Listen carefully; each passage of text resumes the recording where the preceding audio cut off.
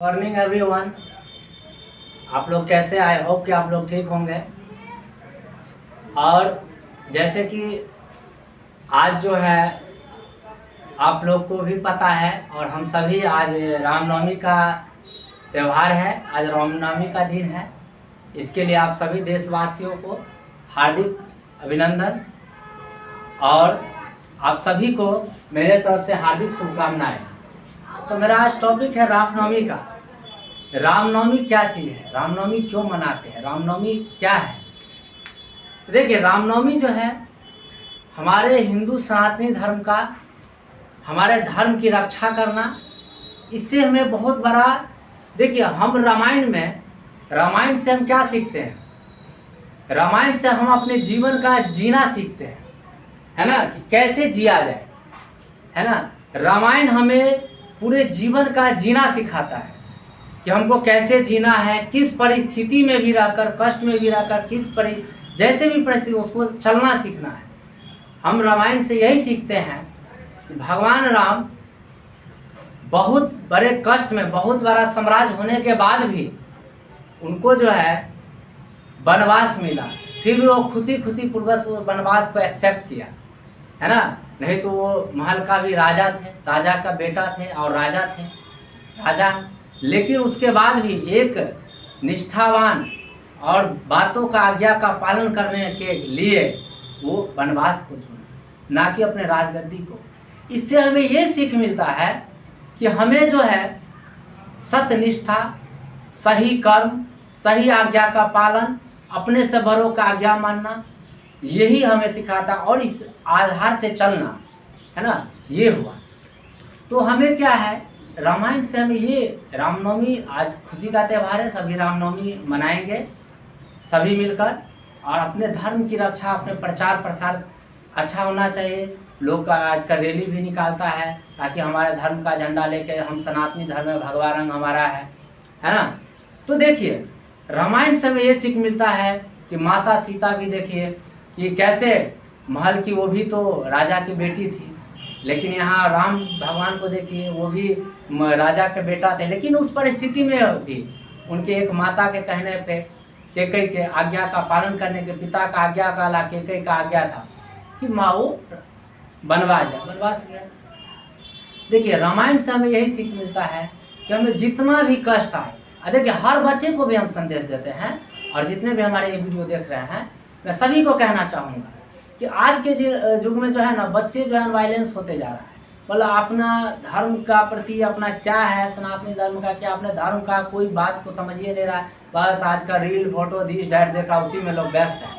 कम से कम अपने घर में गार्जियन को भी कहते हैं रामायण कम से कम चलाइए, घर में आपके बच्चे देखें तो कम से कम देखें रामायण में कितना बात कहा गया है, कैसे रहना है, कैसे जीना है, कैसे चलना है, कैसे किसका बातों का आज्ञा पालन, वो सब हमें रामायण से सीखने को मिलता है। कहीं और कहीं नहीं जाना है, आप रामायण घर में चला दीजिए, बच्चे को बैठाइए, साथ में बैठा के दिखाइए, तो उससे क्या होता है, बच्चा भी देखेगा कि देखिए कैसे आज्ञा का पालन, कम से कम कुछ तो जरूर माइंड में जाएगा। सब आजकल वैसे कार्टून बच्चे सब उसी में लगा पड़ा है।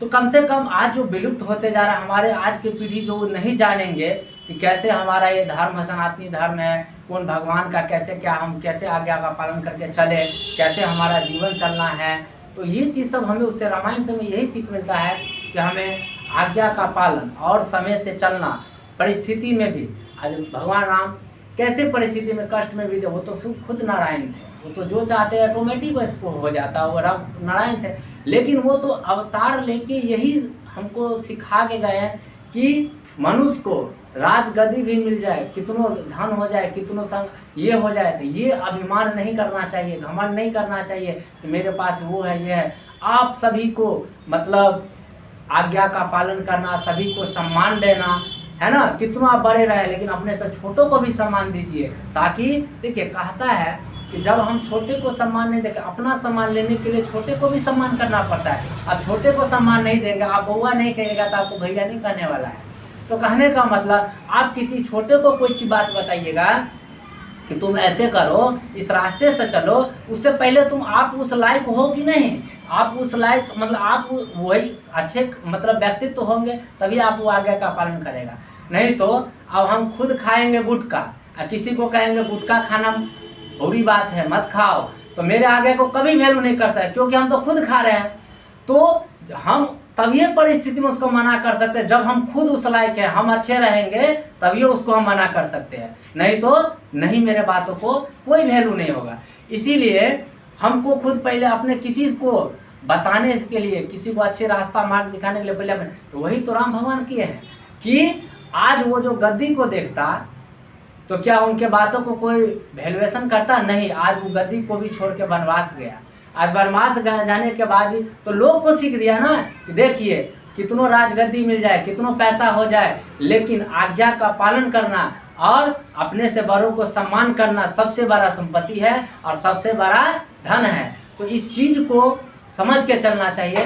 तो आज रामनवमी है, रामनवमी का त्यौहार है, आप सभी मनाइए, साथ में हम भी है, सभी आदमी। फिर कहने का मतलब हुआ कि आप घर में कम से कम बच्चे को रामायण दिखाइए। रामायण से यही तो है, पूरा जीवन को कैसे जीना है, किस परिस्थिति में जीना है, यही हमें उससे सीख मिलता है। देखिए रामायण हमारा पूरा जीवन का ही विवरण है, कैसे कैसे परिस्थिति में जीना है, कैसे कष्ट में भी आपको हतोत्साहित नहीं होना है, वही तो राम भगवान लीला करके गए। तो यही तो है जो हमको जानना है और सभी को भी जानना है। और मैं यही कहूँगा आप सभी को, कम से कम आज त्यौहार है तो चलो सभी अपना त्यौहार मनाएंगे उस जुलूस में, लेकिन कहने का मतलब इसको लागू करिए अपने घर में। कम से कम रामायण चलाइए, बच्चे के साथ बैठिए, देखिए, तो हमारा कम से कम धर्म का बारे में तो बच्चा भी समझे। आज का पीढ़ी नहीं जानेगा तो फिर कल दिक्कत है, क्योंकि वही रह जाएगा रील में, वीडियो में, यही कार्टून में देखते रह जाएगा, अपने धर्म के बारे में समझ भी नहीं करेगा।